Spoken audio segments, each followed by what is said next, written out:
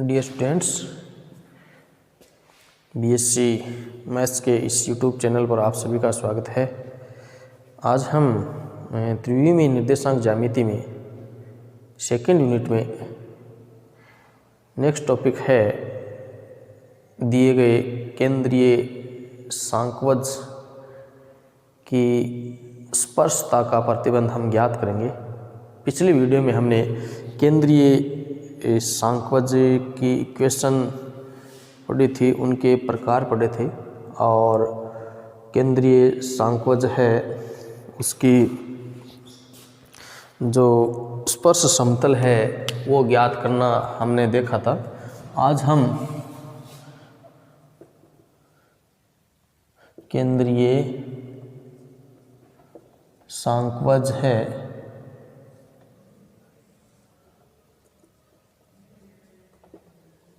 Central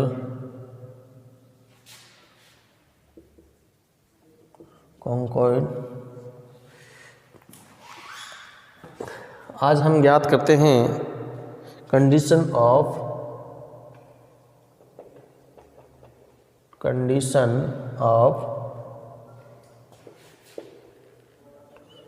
tangency यानी कि स्पर्शता का प्रतिबंध है। यानी कोई केंद्रीय सांकवज है, उसका कोई समतल है, वो स्पर्श करता है तो उसकी स्पर्शता की क्या प्रतिबंध हो सकता है। तो कोई समतल मान लेते हैं, ये इसमें क्वेश्चन आता है इस प्रकार से कि समतल LX MY NZ equal to P को संकेंद्र सांकवज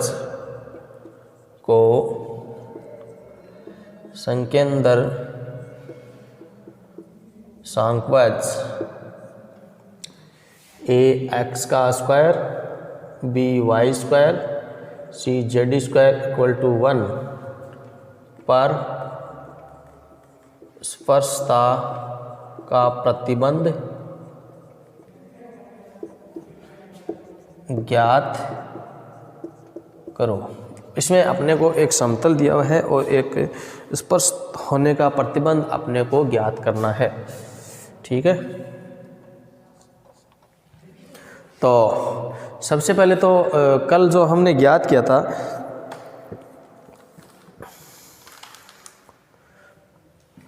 स्पर्श समतल का, इसमें देखो पहले तो दो इक्वेशन अपने को दी हुई है। एक तो LX MY NZ equal to P समीकरण एक दिया हुआ है, AX का square BY square CZ square equal to 1 ये सांकवज दिया हुआ है। तो सांकवज एक पर या एक के किसी बिंदु अल्फा बीटा गामा पर स्पर्श समतल का समीकरण क्या होता है। कल जो हमने वीडियो पढ़ा था उसमें लास्ट में हमने ज्ञात किया था स्पर्श समतल का समीकरण किसी सांकव के अल्फा बीटा गामा बिंदु पर। तो क्या समीकरण आएगा, A alpha x B y1, तो y1 है बीटा, C गामा CZ1 होता है, तो CZ1 गामा इक्वल टू 1। ये स्पर्श समतल का जो समीकरण है वो हमें एक सांकों के बिंदु पर कल हमने ज्ञात किया था, आज हमने सीधा सूत्र लिखा है। ये किसी भी सांकों का स्पर्श समतल होता है x1 अपॉन a स्क्वायर या उसका जो कांस्टेंट, इसी प्रकार y1 के साथ कांस्टेंट, z1 के साथ कांस्टेंट। अब चूंकि ये भी स्पर्श समतल है और इसको स्पर्श समतल होने की कंडीशन हमें बनानी है, तो चूंकि समतल एक तथा दो क्या है, समरूप है या एक ही है, अतः हम क्या करते हैं, दोनों की तुलना कर लेते हैं आपस में। तो तुलना करेंगे तो ध्यान से देखिए, दोनों की तुलना करेंगे। ए अल्फ़ा अपॉन एल, इसके बट्टे में इसको लिख दिया या इसके बट्टे में इसको लिख दिया, और y के गुणांक का y का गुणांक इधर कितना है, b बीटा अपॉन m, इसमें गुणांक है c gamma upon n equal to 1 upon p। ठीक है, 1 upon p। a alpha x का गुणांक, इसमें l है, b beta upon m, c gamma upon n, 1 upon p। अब यहाँ से हम अल्फ़ा का मान निकालें तो क्या आएगा, l upon A P. Beta का मान क्या आएगा, m अपॉन बी पी। और गामा का मान आएगा n अपॉन सी पी। अब चूँकि अल्फ़ा बीटा गामा जो बिंदु है वो दिए गए सांकों ए एक्स का square, B Y square, C Z square equal to 1 के स्पर्श बिंदु है। अतः ये बिंदु स्पर्श बिंदु है, इसलिए ये सांकों दिए गए सांकवज पर भी स्थित होते हैं। और सांकवज पर स्थित होते हैं इसलिए हम लिख सकते हैं A alpha square, B beta square, C gamma square equal to 1।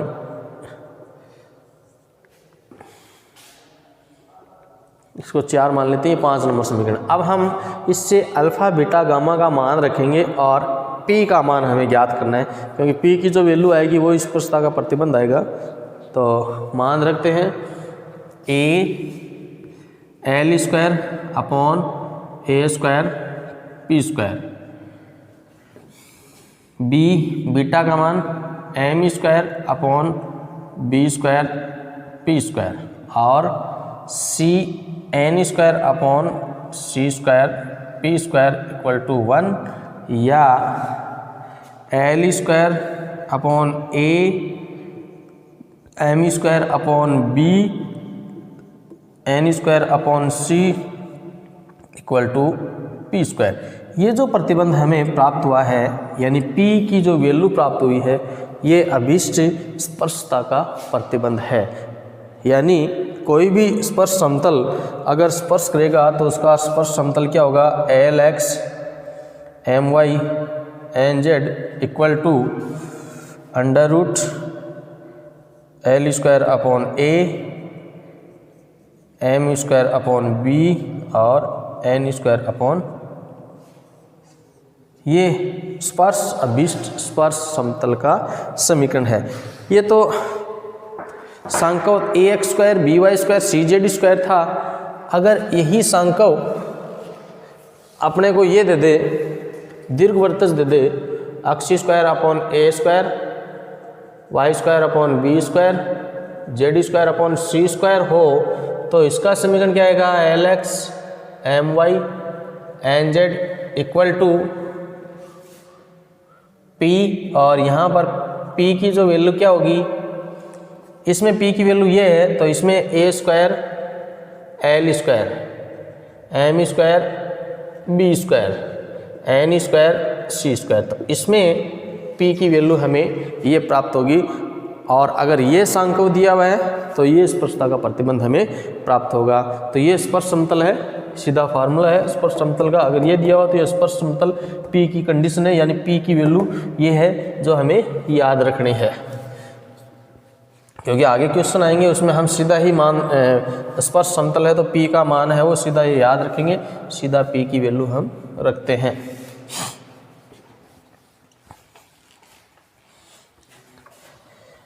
अब एक इसका नेक्स्ट टॉपिक और है, वो पढ़ते हैं नियामक गोला। अगला टॉपिक है हमारा डायरेक्टर स्फीयर।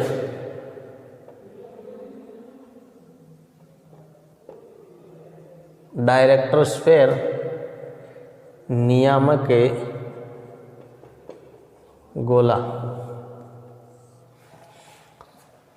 तो सबसे पहले देखिए नियामक या डायरेक्टर स्फीयर क्या होता है। डायरेक्टर स्फीयर होता है अगर हम तीन परस्पर किसी भी सांकों के केंद्रीय सांकों के तीन परस्पर लंबवत स्पर्श समतल लें और तीन परस्पर लंबवत स्पर्श समतलों का जो प्रतिच्छेदी बिंदु से जो बिंदुपथ बनता है वो नियामक गोला कहलाता है। वो एक गोले बनाएगा और उसको हम नियामक गोला कहते हैं। इसकी परिभाषा काफ़ी बार आ चुकी है। संकेंद्र सांकवज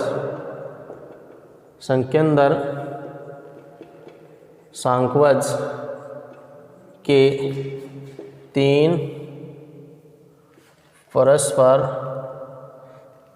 परस्पर लंबवत स्पर्श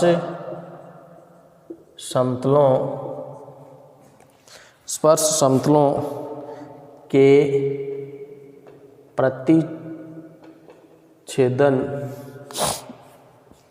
बिंदु का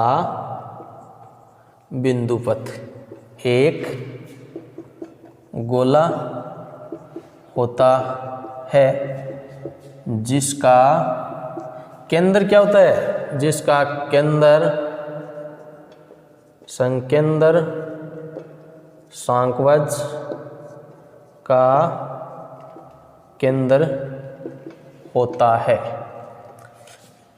तो इस गोले को हम क्या कहेंगे, तो जो गोला होगा गोले को नियामक या डायरेक्टर स्फीयर गोला कहते हैं। तो परिभाषा याद हो गई होगी। तीन स्पर्श समतल लें, एक केंद्रीय सांकवज के तीन स्पर्श समतल जिस बिंदु पर प्रतिच्छेद करते हैं उस बिंदुओं का बिंदुपथ जो होता है उसको हम नियामक गोला कहते हैं। नियामक गोले का समीकरण याद करते हैं हम। नियामक गोले का समीकरण, कोई केंद्रीय सांकवज है, सांकवज ax² by² cz² equal to 1। ये कोई केंद्रीय सांकवज हमें दिया हुआ है और इसके लंबवत स्पर्श तलों के प्रतिच्छेदन बिंदु का जो बिंदुपथ होगा वही इसका नियामक गोला कहलाएगा। ठीक है, तो नियामक गोले तीन लंबवत स्पर्श समतल मानते हैं। सबसे पहले दिए गए नियामक गोले के तीन स्पर्श समतल, तो मान लेते हैं तीन लंबवत स्पर्श समतल L1x M1y N1z equal to √L² A आता है, तो L1² A M1² B N1² C, ये एक नंबर। दूसरा मान लेते हैं L2x M2y N2z, under root में क्या हो जाएगा L2² A M2² B N2² C। और तीसरा स्पर्श समतल मान लेते हैं L3x M3y N3z equal to L3² A M3² B N3² C। ये तीन स्पर्श समतल लिए हैं और तीनों ही जो है वो आपस में परस्पर लंबवत है और L1 M1 N1 L2 M2 N2 L3 M3 N3 क्या है, दिए गए समतलों की दिक्वजय हैं। अब चूंकि कोई समतल आपस में लंबवत होते हैं तो दिक् अनुपातों का गुणनफल या दिक्कोजों का गुणनफल 0 होता है, और L1, M1, N1, L2, M2, N2 and L3, M3, N3 ये क्या है, दिक्कोजय हैं, क्योंकि समतल लंबवत है, लंबवत में दिक् अनुपात में हमने भाग दिया है तो ये दिक्कोजय हो गई। तो अब इसमें हम L1 square, L1 square, M1 square, और क्योंकि ये परस्पर लंबवत है दिक्कोजय,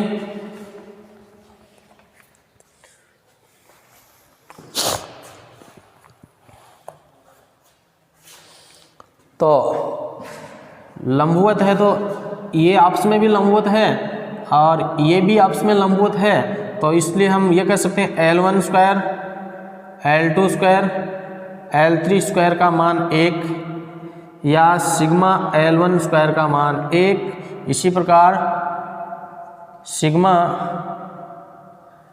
M1 स्क्वायर का मान भी कितना आएगा, M1 स्क्वायर इसका मान भी 1 आएगा। और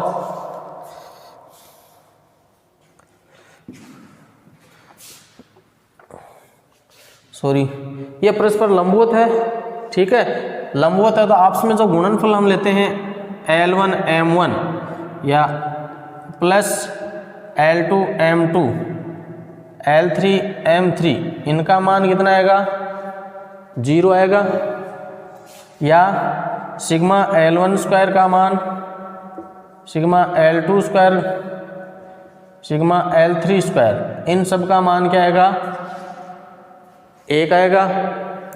L1 square M1 square N1 square योग 1 होता है, L2 square M2 square N2 square का मान भी 1 होगा, L3 M3 N3 का मान भी 1 होगा, और इनका वर्ग भी 1 होगा, M1 M2 M3 square N1 N2 N3 square का भी वर्ग 1 ही होता है। तो हम क्या करते हैं, वर्ग करके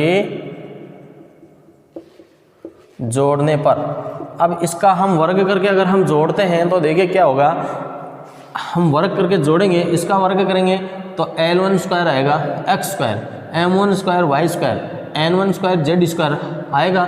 उसके बाद इसको इससे गुणा करेंगे 0 हो जाएगा, इसको इससे गुणा करेंगे 0 हो जाएगा, इसको इससे गुणा करेंगे 0 हो जाएगा। तो पहले पद में हमें क्या प्राप्त होगा, L1 square x, M1 square y, N1 square z। इसी प्रकार दूसरे में क्या होगा, L2 square x, M2 square y, N2 square z। तो इसमें हम x स्क्वायर कॉमन ले लेते हैं, तो x स्क्वायर के साथ L1 square, L2 square, L3 square बचेगा, इसका मान 1 हो जाएगा। दूसरे में आएगा y स्क्वायर कॉमन ले लेते हैं, इसी प्रकार तीसरे में z स्क्वायर कॉमन ले लेते हैं, ठीक है। और अंडर रूट के अंदर देखिए क्या बचेगा, L1 square, L2 square, L3 square, और जोड़ेंगे तो 1 हो जाएगा, 1/a, 1/b, 1/c।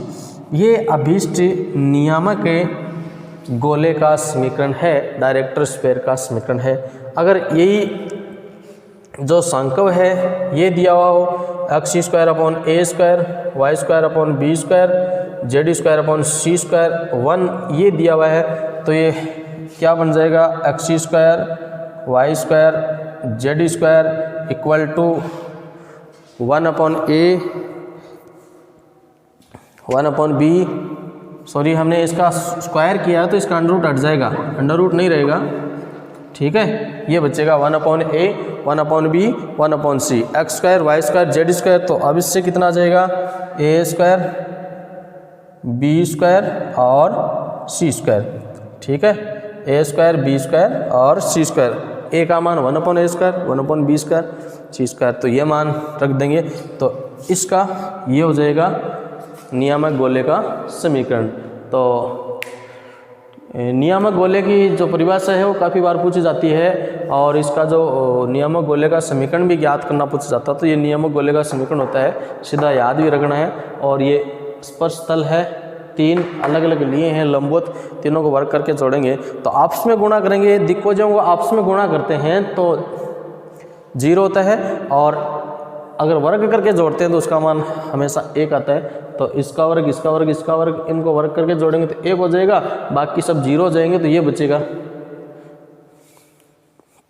Next video में हम इसके कुछ प्रॉब्लम्स है इनसे रिलेटेड, उसको हल करेंगे। Thank you.